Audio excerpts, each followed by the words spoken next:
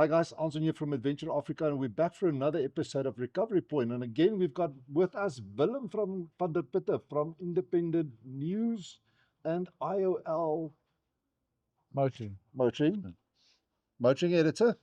And we've got our semi-retired ex-Ironman 4x4 Africa guy here, Mick van Zyl. Guys, welcome to the show. Thank you very much. Lekker. Great to be here. And today we're going to head off into we're going to talk about suspensions. We're going to talk what do you have to do when you want to get your vehicle ready for going into the bush, and do you really need to chip or tune it? But so Mick, I'm going to start with you. Let's talk suspensions, coils, leaf springs, all those things. I mean, you look these days, a lot of bakkies are coming out with now coils in the rear as well. We still have most of them still have leaf springs in the back, but a lot of them are coming out with coils now. What is your take on that? Yeah, interesting. Traditionally, on the back of a bakkie, the spring of choice is a leaf spring. And for a couple of reasons. It's a very robust spring. If properly made, properly manufactured, and properly designed, and if you don't overload it, leaf springs are very robust, and you know they can carry a full load, and when you take the load off, they'll go back to their original height. Leaf springs also act as the locating part of the suspension to locate the axle. So it does two things. Locates the axle, but it also does the job of the spring. Coil springs are a newer type of spring. So leaf springs go right back to the beginning of, before the beginning of vehicles. Ox wagons.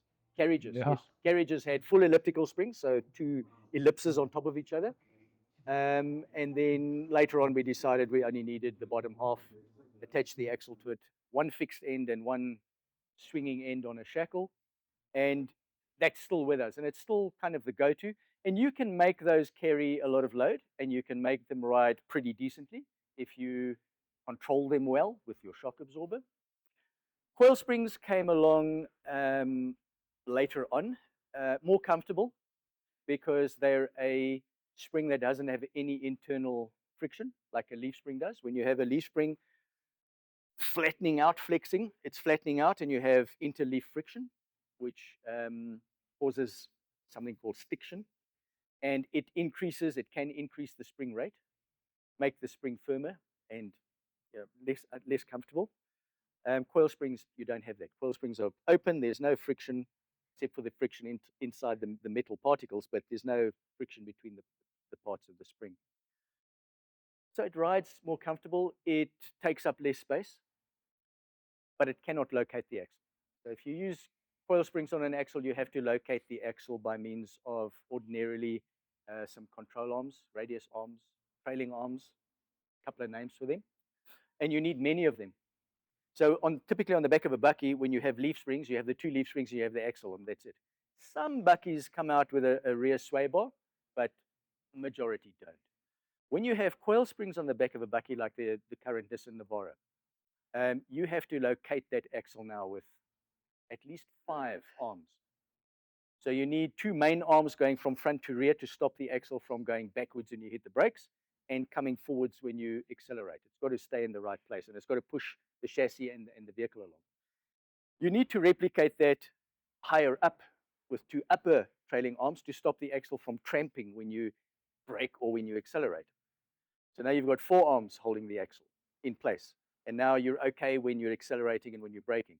When you go around a corner, it's going to pop out to the side. So you need a 5th arm, which goes from the chassis on the one side to the axle on the other side. We call that the panhard rod. So that's when we refer to a 5-link suspension.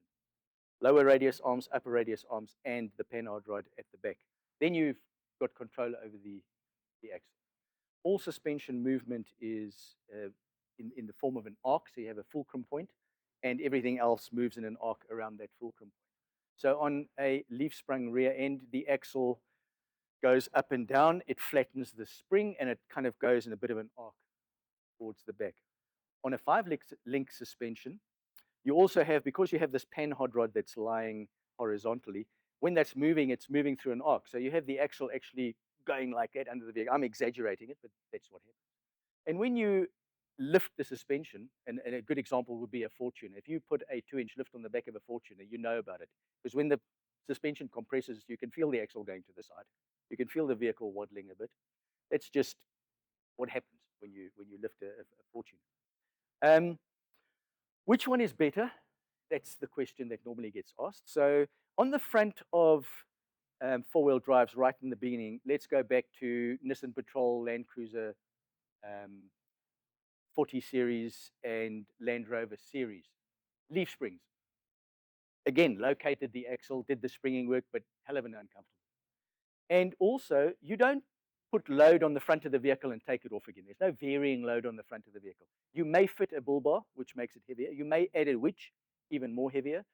You may add a second battery, lead acid battery in the front, even more weight on the front. But that's it. You don't take that on and off all the time. So when you put that on the front of the vehicle, you uprate the springs in front, replace them with heavier springs, and you're fine. On the back of the vehicle, however, you've got varying load, typically. With an empty vehicle, empty bakkie, driving it to work and back, and then on weekends, you load it up and you go mountain biking, off-road biking, or overlanding. So you have a variation in the load on the back of the vehicle. You've got to cater for that. So the way to do it with leaf springs is leaf springs typically, load-carrying leaf springs have 2 stages. You have an overload stage and you have the main stage.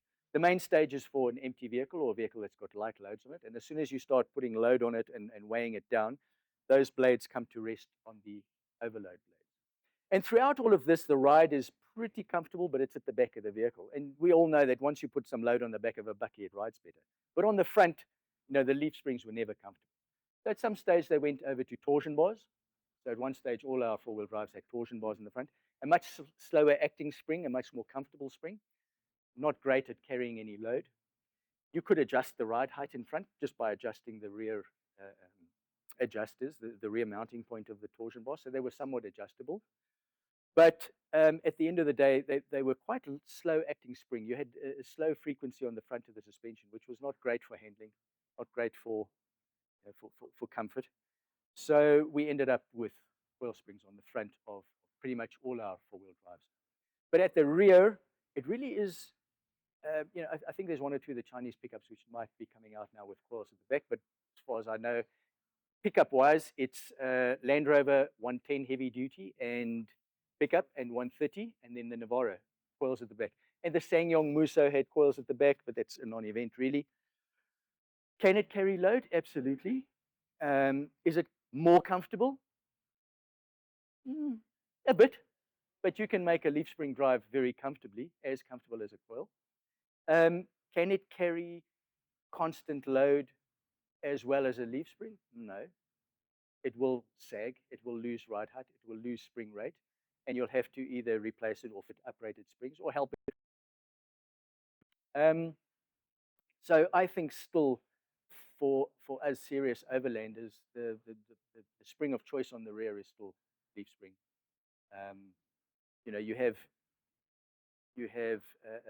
You have less components to go wrong, less bushings. 5 links. Each link has got 2 bushings at the end of them. Quite complex. So I would still go with leaf springs. Aftermarket leaf springs and aftermarket suspension, as a rule, always drives better than original suspension. I don't know why. I don't know what the suspension engine Well, is. you used to brag. Was it not for the fact that manufacturers cannot manufacture or design a proper leaf spring? You guys and the the ARBs and the tough dogs would have been out of a job. We wouldn't. So, well, that's not entirely true. Enhancing the ride quality of a four-wheel drive, especially a leaf-sprung four-wheel drive, is only part of the business we do. Once you start kitting out a four-wheel drive and adding constant weight to it, then it loses ride height, and you've got to do something with the suspension. So again, you've got to fit suspension. There are other reasons for doing suspension upgrades. Some people want to fit bigger tires to their four-wheel drives. It's something I'm totally against, but they do it for whatever reason they want to do it. And also, you have people, myself included, I've done it before, fitted suspension because it raises the vehicle and makes the truck look Cool. Look cool, absolutely. And in certain instances, it does increase the ride height on the vehicle, in certain instances.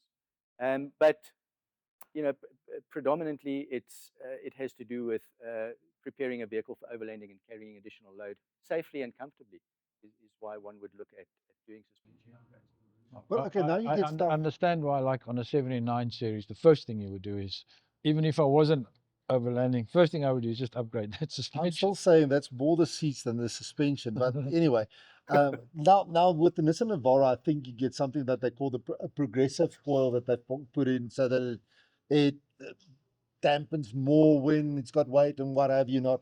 And then also now these days you get parabolic leaf springs. Yes. How do they differ from your traditional coils and leaf springs? So all of this goes towards making the ride more comfortable. Okay. And I think it stems from, in my experience in working in a four-wheel drive business, and I was very hands-on in my four-wheel drive business. I was the MD of the business, but I was very hands-on at Ironman 4x4. I'd work in the workshop a lot. I would test drive vehicles a lot, and I'd speak to customers a lot. And I noticed that more and more people were buying four-wheel drive vehicles as a lifestyle vehicle, as opposed to they wanted to go overlanding and they were four-wheel drive. Like, I love driving a Land Cruiser because it's an old analog, even the latest one, my wife's new vehicle, 2.8 auto, stunning combination, but in a Land Cruiser. Boxy, sit upright, not many luxuries around, upright windscreen, noisy as hell, wind no noise. armrest. No armrest to speak of. I enjoy it for the analogness of it.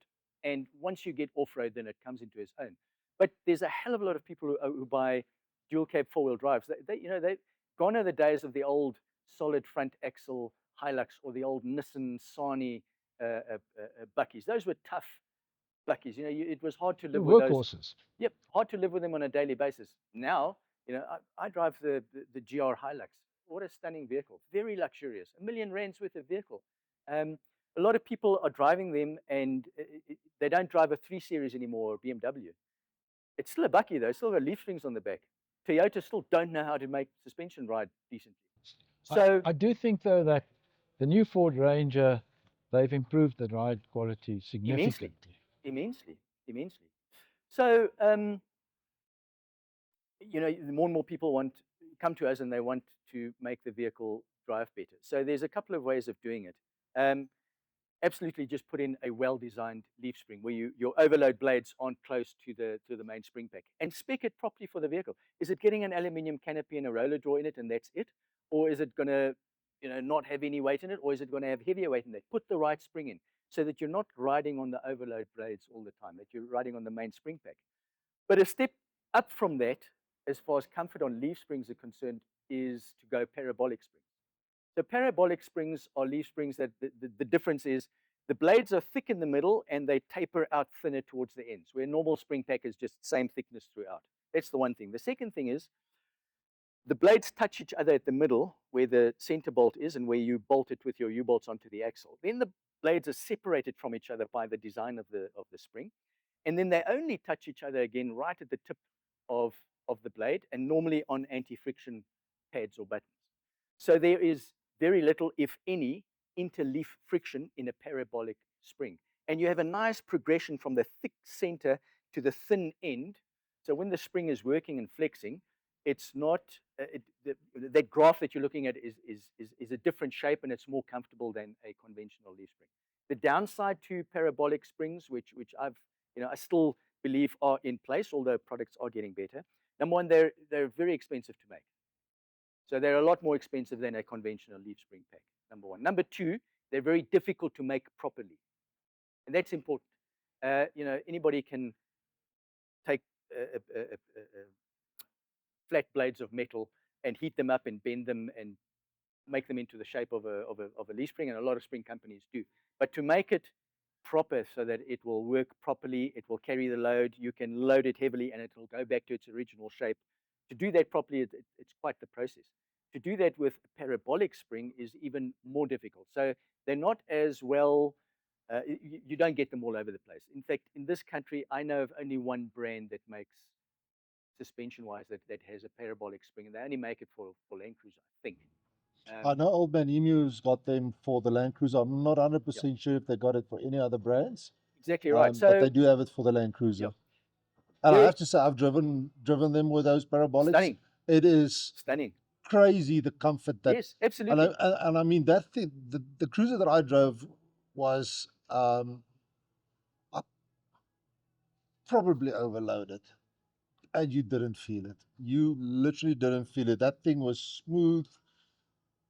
It was like driving a Mercedes Benz on the N1. It was just Yep. it was But amazing. if you have a similar vehicle that's set up as an overlanding vehicle, so it's not a daily driver, it is loaded, and all it's really going to get is food, water, and clothes and passengers. When you have that type of setup, you'll come pretty close to the comfort of a parabolic spring with a proper Leaf spring. leaf spring pack. But the proper leaf spring pack, or let me say the conventional leaf spring pack rather, would be more robust, last longer, and be able to, to carry the load better for longer, not sag, not have issue. Speaking of coil springs, progressive rate coil springs. So that is when you have a coil spring that has one part of it that's firm, so the coils are further away from each other. The pitch of the coils is more steep. That makes the coil firmer. And then either the top or the bottom part of the spring, the coils, the windings come closer together, so they're flatter. That's the softer part. So the theory is very good. If you design that spring and you have it, let's say, in the back of a Fortuner or a Prado, and you have this progression where you have one person in the vehicle with no load, then that soft part of the spring is still separated and you're riding on that soft part of the spring. But as soon as you put 5 passengers with all their luggage in it, that part of the spring collapses, and now you're riding on the firmer part of the spring. But because you've got the load in the vehicle, it's also still comfortable. So that's the theory. And it works, more or less. But it also doesn't. Because specifically on Fortuner, there's no rear sway bar on a Fortuner. The suspension design on the Fortuner is the worst cock-up I've ever seen on OEM suspension. It is diabolically, I mean, in the beginning they were falling over, and Toyota said, oh, wrong tires. Bullshit. Nothing to do with the tires. It was bad design. And they changed the spring rate and the shock rate. I mean, the very first Fortuners, I've got a very good mate who was Mr. Bilstein in this country for many years. He taught me most of what I know suspension-wise. And we whipped out some Fortuner original rear shocks and put them on a shock dyno. And typically what you find is that the bump or the compression setting on the graph looks a certain way, and the rebound setting is, when you pull the shock out, is much more pronounced. On the Fortuner, the top and the bottom of the graph looked identical. And he'd never seen anything like it in his life, and he is very, very experienced.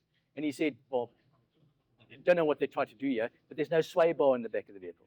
Also, the coil spring on the back of a Fortuner doesn't sit on top of the axle. It sits in front of the axle, in a cup. Yes, in it's the, got a, yeah. Yep. So the motion ratio between the wheel and the spring, that spring is a lot heavier than what it would have been if it was on top of the axle. Compare that to really the Fortuner's, the vehicle before the Fortuner, the bakkie-based wagon, which was the Forerunner or the Surf. That has a much bigger, thinner wired, lower spring rates, coil spring sitting on top of the rear axle. It rides much better. And it's got sway bars. So the Fortuner was just mental. So we tried to fix the ride on a Fortuner. It rides horribly. And we went with a progressive rate coil spring. And what we found was that when you're driving down the road and there's a bit of wind, the vehicle would waddle because you're riding on a very soft part of the spring. And then you've got to put a certain amount of load in it. It's got to lose a certain amount of ride height at the back before you start working with the harder part of the spring. And you could move between soft and hard part of the spring as you're driving down the road, depending on how much load you're in. So in practice, it was not a good result as opposed to the theory. So the right way to do it with a coil spring is to have the coil spring to match the load. On the front, it's easy. It's either standard, or you have a bull bar, or you have a bull bar and a winch, or you have a bull bar and a winch and a battery. On the back is where it becomes tricky. Listen, you touched something out. The coils, and then you're talking, you have a bull bar, you have this. Let's talk quickly.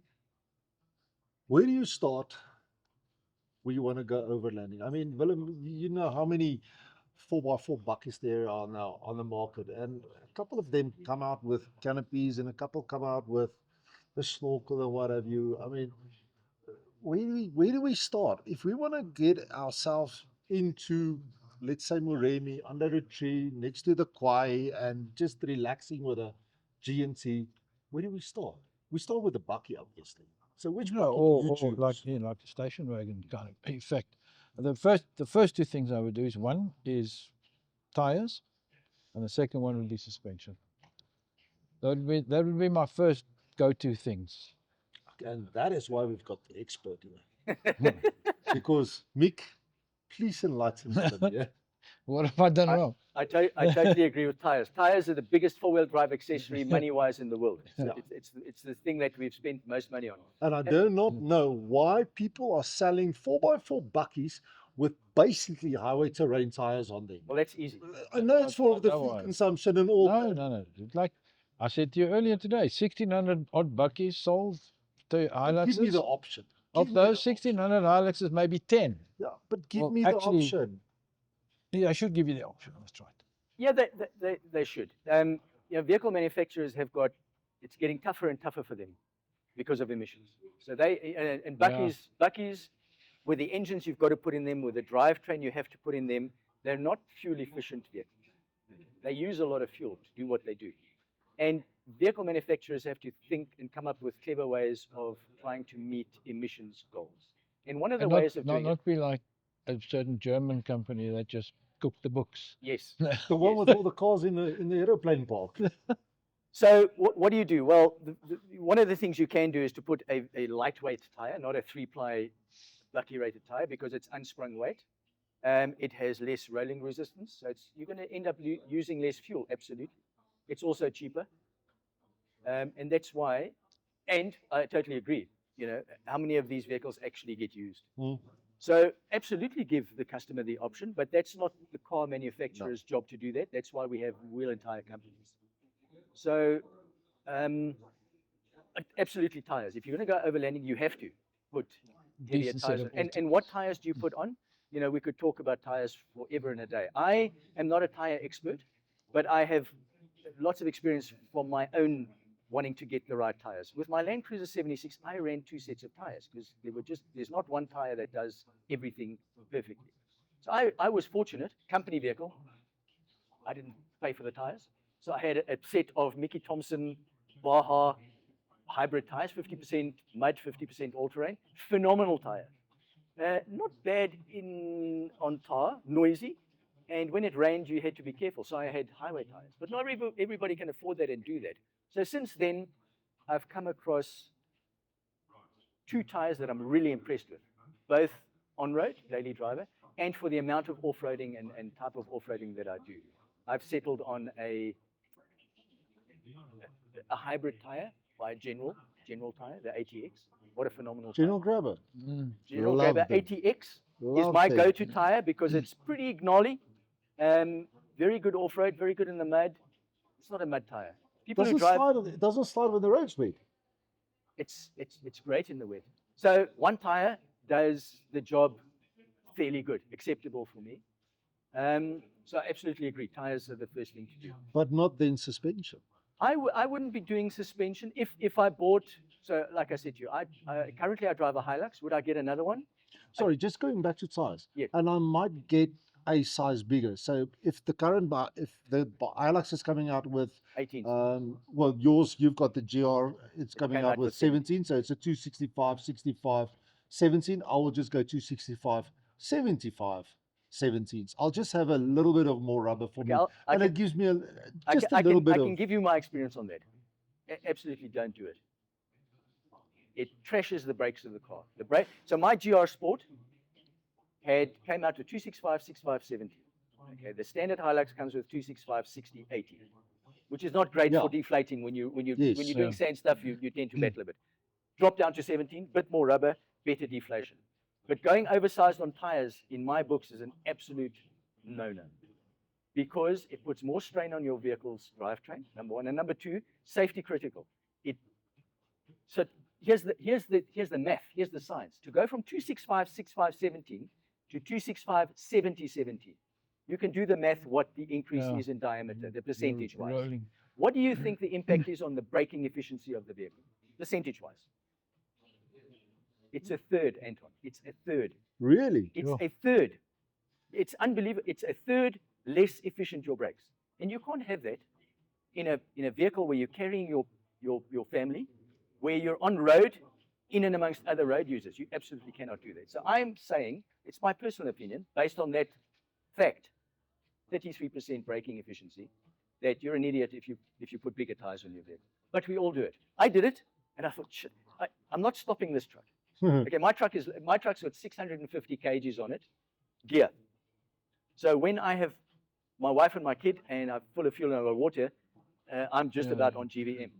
To stop it then with 65 to 70 profile tire was a mission, and I would glaze the pads all the time, and I realized it's not the right thing to do. That's when you get the shutter on when you brake. You get shutter on the brake. So what's the fix for that? You go for an uprated brake product. So I have tried the go-to brand in this country, which is Power Brake. Power brake, yeah. I tried them on my Land Cruiser 76, same problem. I had a Land Cruiser 76 V8, and I went 285, 70, 70. What a disaster. Just brakes don't work. So I went Power Brake, I went with their slotted rotors and their brake pads. The vehicle would stop. But first thing in the morning, when I leave home, I've got two choices. I go this way or that way, and it's a downhill all the way down to the stop street. When I get to the stop street, I ain't braking. I went through that stop street so many times I can't tell you. Why? Because the brakes were cold. They're high-performance brakes, and they need to be hot to work properly. And they might have changed the compound since, I don't know, but I eventually settled on Power Brake slotted rotors with Toyota OEM pads. And the pads would last 10, 15,000 k's and they'd be done for. But the vehicle stopped.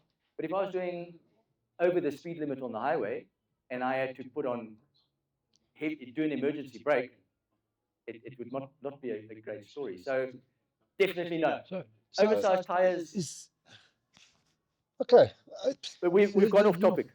No, but just on that, that's almost the only way to increase your Braking ability. No, not so much your braking ability, your Right.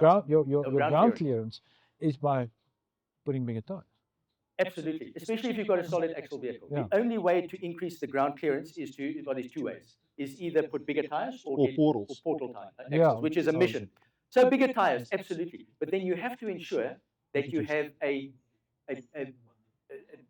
that you upgrade the brakes as well. Yeah. So how do you do that? On a Land Cruiser, it's my opinion that you're only going to get a proper result if you go for bigger brakes. So bigger rotors, bigger calipers. Yeah. And then you start.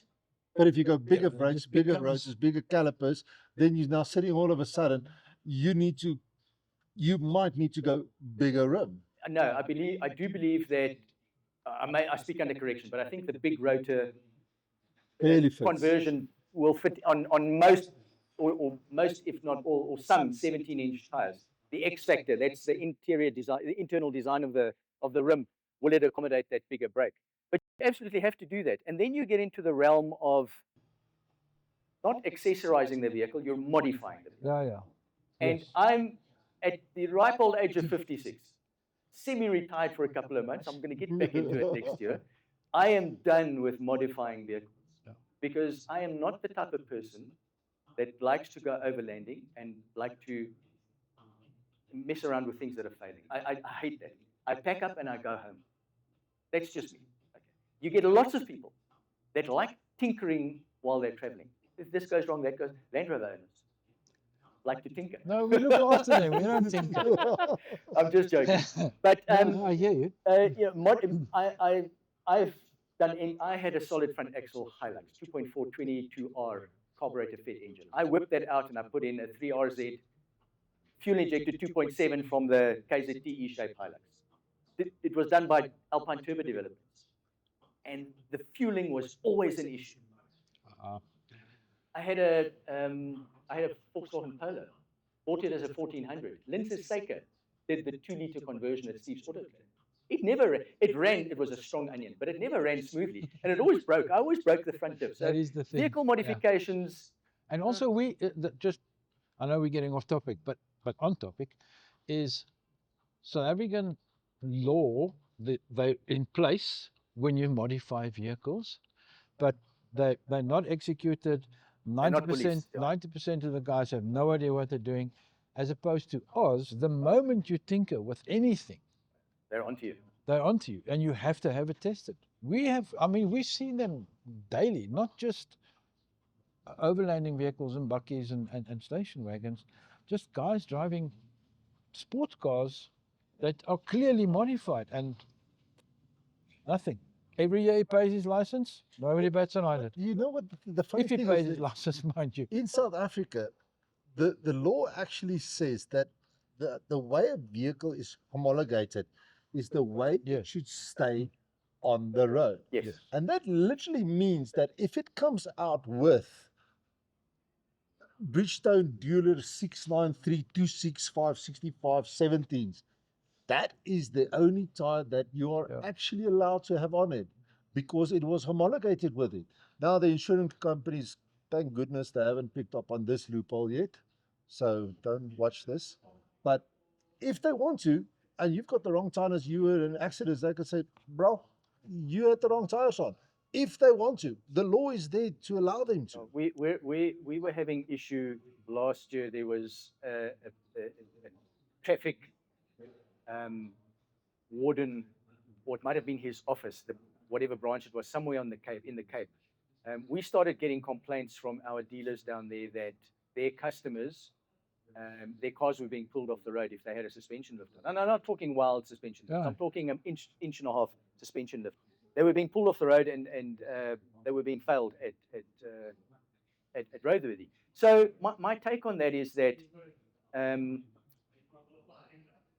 let me add the following. At some stage, we wanted to try and regulate the quality of components coming into the country. So bear in mind that one of our sister companies, which I started working at 30-something years ago, was steering and suspension parts. So ball joints, tire links, drag links, idle arms, and that type of stuff. And we played the game according to the rules. We brought in quality product out of Europe, quality product out of Japan. There were unscrupulous companies that were bringing in substandard product. We knew they were substandard. We tested the product. We just did pull tests on ball joints at the CSIR. And we went to the authorities, to the government, and we said to them, guys, this is what's happening. Let's work together and let's help you. Just never. It was way too hard. Then lights. We brought in spotlights. As Ironman 4x4, we brought in off-road four-wheel drive spotlights, LED spotlights, and all the rest of it. And we started having issues with customers being pulled over because the round light has got 30 LEDs in it. In other words, he's got 60 lights on the front of his vehicle. Highly illegal. That's not the case. But we tried to engage with the Department of Transport. And at the time, I sat in a meeting with the minister and said, guys, let's regulate it. By all means, let's regulate it. Let's make sure that these things, when they're fitted to vehicles, that they're fitted properly, that they have an on-off button, so that they're switched by means of your brights.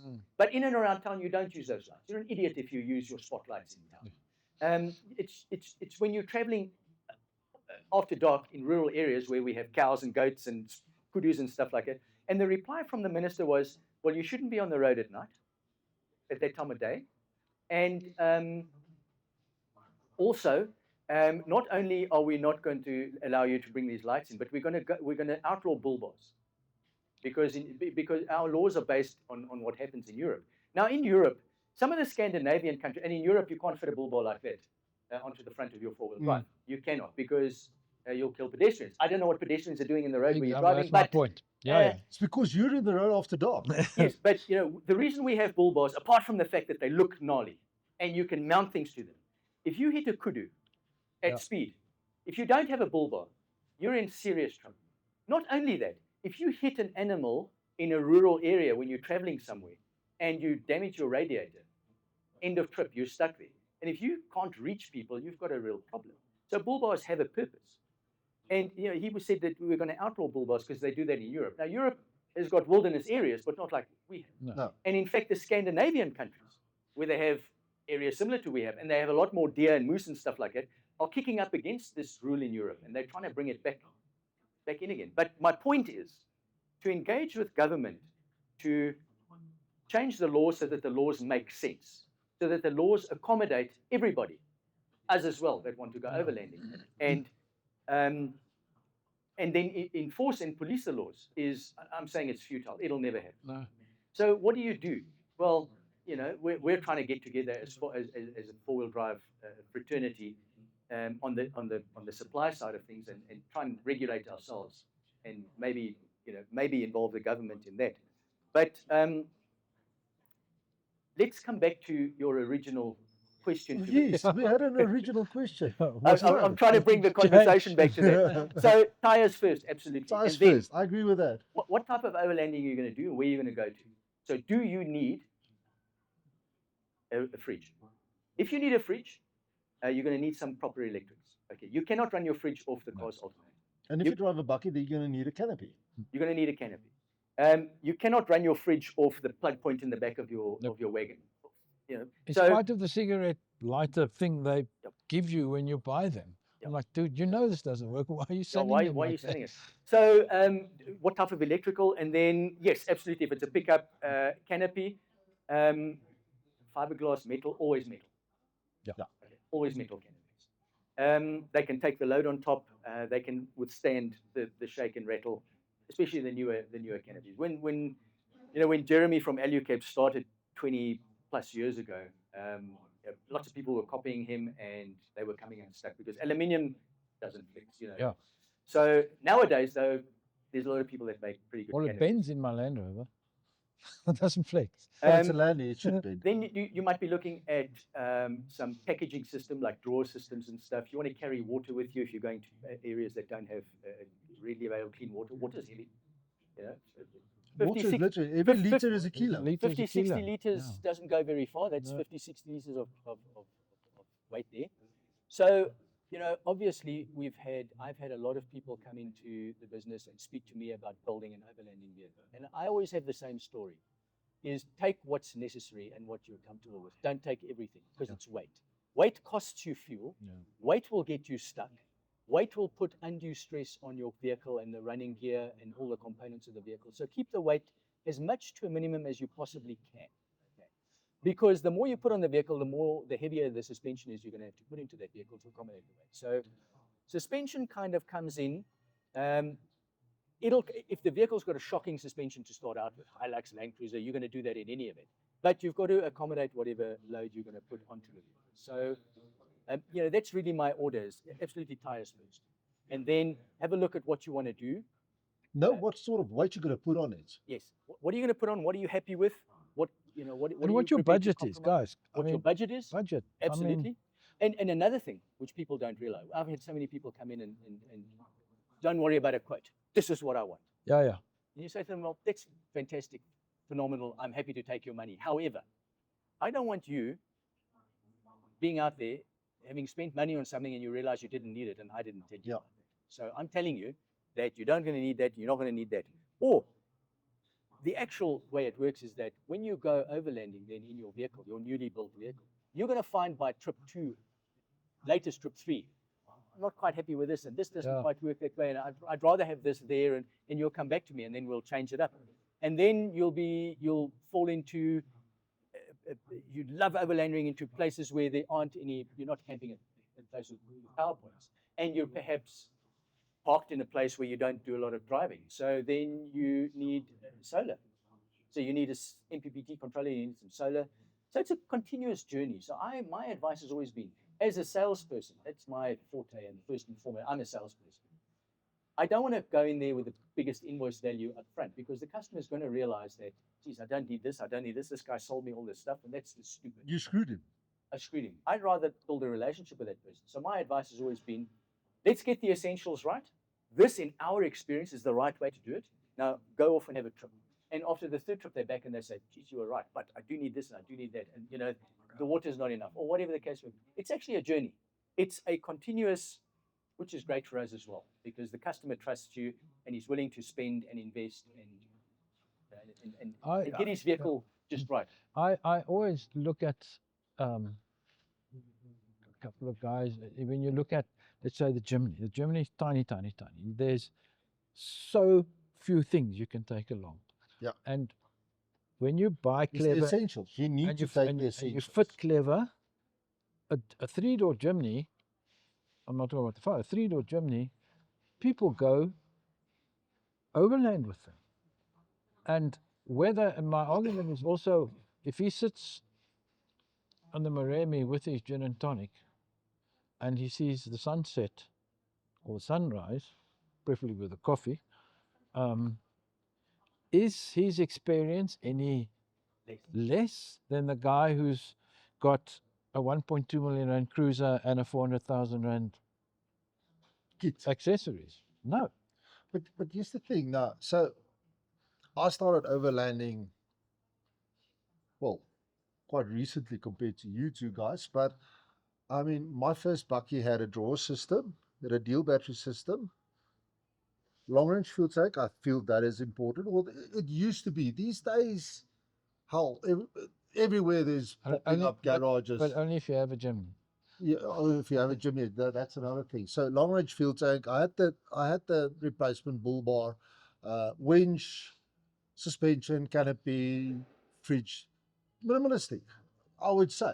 Although people would think, geez, that bakkie is kitted to the teeth.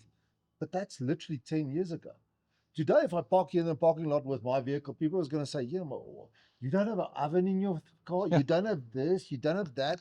Why do you still have a normal fridge? Look, check mine. I've taken out my whole flipping buck and I've put on a tray canopy with a upright fridge. And Mick, I'm sorry. I've overlanded quite a bit. You've overlanded. How many times have you cooked something in the oven while you were driving? I know. It's not something I would do. But let me say this to you, as somebody who's dealt with thousands of overlanders as customers. Different strokes for different folks. You get some weird people out there. Yeah. They're weird to me. Yeah. I'm not saying they are weird. They are. But they're weird to me because why would you do that? I guess you love coffee. I know you love coffee. I know. So but you don't have a flipping barista in your bakkie. No, I don't, because it's impractical and it's weight. And here's the thing. It draws power. And yes, if when you get to camp, I've learned a couple of things over the years. So when I'm overlanding, not with my wife and my son, I'm the proud owner of an overlanding off-road caravan, because that's what my wife wants. And I'm getting of the age now where I have to drink a lot of water because I had an illness recently. So for the rest of my life, I'm going to be drinking a lot of water. So I need to get up and pee 3-4 times a night. So rooftop tenting, when I'm by myself, overlanding, or just me and my son, I'm getting fine. But with my wife in tow, she said to me in no uncertain terms, rooftop tenting is a thing of the past for her. So I'll do that, and that's what suits me now. But when I go, or Michael and I go overlanding, we're in the rooftop tent. And I've learned that when you get to camp, the very, very first thing you do before you have your gin and tonic is open your tent. Yeah. There's too many gin and tonics. Yeah, I know. You end up not opening your tent. Sleeping next to the fire. Yeah, so I've learned that. But also, the point I'm trying to make is you want to get to what you want to get to easily. Ease of use is what is critical. Things you don't use all the time, like your recovery gear, that would be somewhere where it's accessible. It's accessible, but you need to probably take something out of the way. But right here, my coffee stuff, my fireplace stuff, my plug points where I need to charge my lights. It's getting dark now around camp, so you want to maybe hang a lantern over there and you will get your headlight. Accessible first aid kit. Accessible. Yeah. So you make your vehicle, and no two people are the same. I have found when I show people, my truck is fitted the way I would fit a customer's truck, and it's the way it works for me after overlanding and being all over and sickled and learned and looked. But I've had people who say to me, no, they don't want that. They want the kitchen on the driver's side. But dude, when you pull it off next to the road, well, we don't do that. Okay. Until the day you do. That makes sense. Well, we don't do that. Well, if you say so, the day you do, you'll realize your mistake. But if that's what they want, that's what they want. So I don't know if I've answered your question. Tyres, have a good conversation with a customer or with yourself. Is what do you need? You need a tent, you need water, you need refrigeration, you need a place to charge your phone or your camera. You need a place to put your recovery gear. You need a place to put a tool roll, a place where you want to keep your devices charged. Where are your clothes? Is it just two people in a dual cab? Your back seat is open. You might have your clothing bags there, and then build accordingly. And try and do everything in the first go, because you gotta want to chop and change. I would possibly advise, if you want to get into this thing, go to a rental company first. Go to a rental company, drive it, I have done that. and say to Yeah, the guy, that. come back and tell me what you like, what you don't like. Then you can say, I had from XYZ company and I really like this. I want the same on mine. This was fucking hopeless. And then the last thing is, now that we've kitted the vehicle out, it's on the deck. It's not handling the weight. It's not handling Yeah. properly. It's not safe anymore. Right. But that you're going to be putting suspension on this vehicle, but let's first kit it according to what you want. And you won't believe how many people have come in there telling me that our competitors or this four-wheel drive company or that four-wheel drive company said suspension first and then you can load the vehicle. That doesn't make sense. How much you haven't even decided how much you're going to load the vehicle. So what suspension did you put in there? There's literally 3 types of suspension levels that you can go. There's like, No, but on a Land Cruiser, Ironman have got 5 rear springs from A to E. So which one do you choose? each for a different. Or different loads. Yeah. Different load rating. So and another thing when fitting suspension is, I was taught 30 years ago by an Australian suspension specialist. When you get a four-wheel drive into your workshop, whether you're fitting a bull bar, whether you're fitting a roof rack and a rooftop tent, whether you're fitting suspension, doesn't matter what you're doing. You measure the ride height of that vehicle as it drives into your workshop. So you drive in, don't pull up the handbrake, just drive in, stop. You're on a level surface, you don't need to pull the handbrake up. Jump out of the vehicle, make sure all 4 tires are the same size, more or less the same pressure, measure the ride heights and record it on your job card. Because when people spend 50 grand on a suspension kit and the vehicle ends up being skewed, they're very sensitive to that. Yeah. But hang on, it came in skewed. You've got a chassis problem here, not a suspension problem, and that's not what you asked for. You just wanted a suspension lift, but it was skew when we started. So can we fix it? Yes, we can. We can't. The chassis is bent. You need to take it elsewhere, but you've got to do that beforehand. We've come across that as well. So that's my take on it. Tires. What do you want to fit? What are you going to need? Let's do it. Let's fit the suspension at the end of the day, and go off, and you'll be back. You'll be back to change things and to add. Always. And, maybe the missus or the partner doesn't like it and is like, I'm done. I've gone once with you. I'm not climbing into another tent in my life. We're So selling shit now. Get rid of the Hilux or get rid of the partner. Yeah, I know which one I'm getting rid of. I'm gonna miss you. I'm gonna miss you. No, my wife said to me the other day, I need to choose her or the Hilux. And I was thinking, what color I'm going to get the Hilux. But guys, thanks for being part of this show.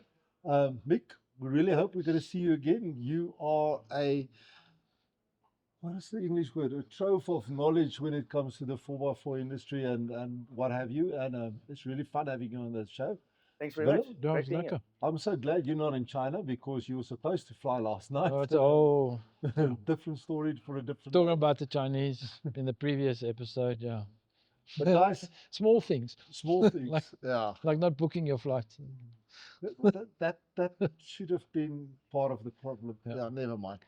But guys, thanks for watching the Recovery Point. Please like, subscribe, and we'll see you guys next time. Again, Mick, thanks. Thanks, Nick. Thanks, Anton. It was lekker. Cheers, guys. Smaak weer so.